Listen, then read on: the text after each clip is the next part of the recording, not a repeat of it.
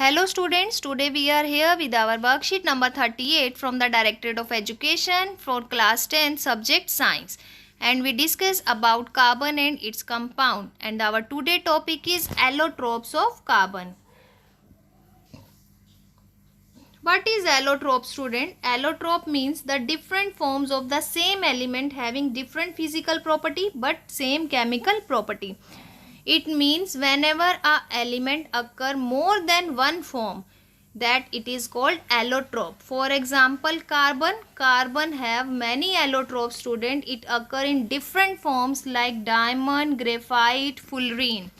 So today we discuss a difference among the graphite and diamond. First, related to its structure. Graphite is a hexagonal array play in a layer one above the other. So student, you can see the picture here. The structure of graphite is like hexagonal. Diamond is a three-dimensional hard structure, and the diamond is a three-dimensional hard structure. This is the structure of diamond here. Second, bonding. In graphite, each carbon atom is bonded to three other carbon atom, and if we talk about the diamond, each carbon atom is bonded with the four other carbon atoms. Next is appearance. So student, graphite is very smooth and slippery like a pencil lead. If you observe the pencil lead, in touching the pencil lead we feel it is very smooth, it is very slippery. But whenever we touch the diamond, it is very hard. So the hardest substance is diamond and smooth and slippery is graphite. Next one, about its conductivity. Student, graphite is a good conductor because of free electron, but diamond is a bad conductor because it is very hard. It has no free electrons. What are the uses, student? Graphite is used in lubricants, pencil lead, and diamond is used in making jewelry and cutting tools. Okay. Let's move a different allotrope, that is a football-like structure, student. In this, how many carbons are attached? 60. 60 carbons are attached, and this is called Buckminster fullerene. Okay.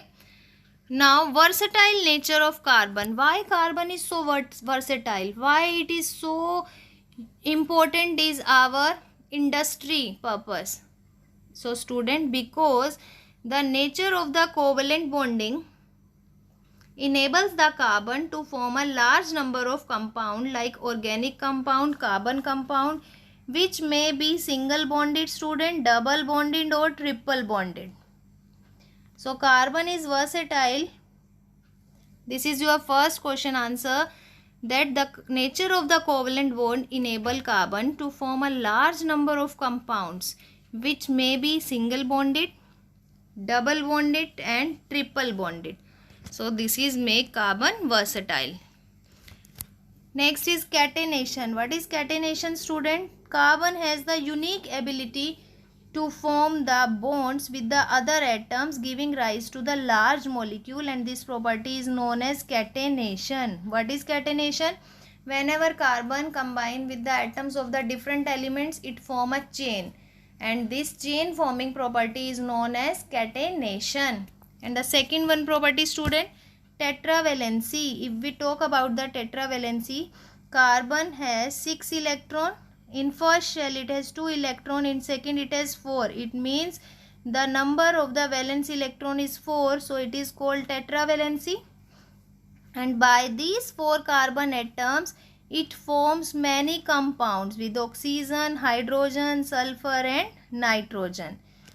So second question, why do carbon atom form a large number of compounds? So this is your second answer, student. You have to explain the catenation and tetravalency. Third question, student, what is the minimum number of carbon atoms in fullerene and what is its shape? So fullerene form another class of carbon allotropes. The first one was C60. So minimum number is C60. This is your third answer, student. Carbon here C60 and the shape is geodesic dome. So this is your third answer, student. Minimum carbon atoms are 60 and shape is geodesic dome, which is designed by the US architect Buckminster Fullering. So it's called Fullering. Fourth one, a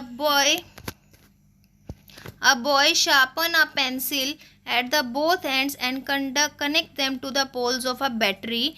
Will the current flow? Give reason.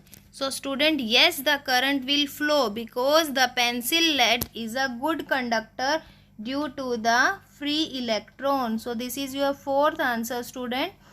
Pencil lead is made up of the graphite and this is the good conductor. So this is your fourth answer. Yes, because it is a good conductor due to the presence of free electron.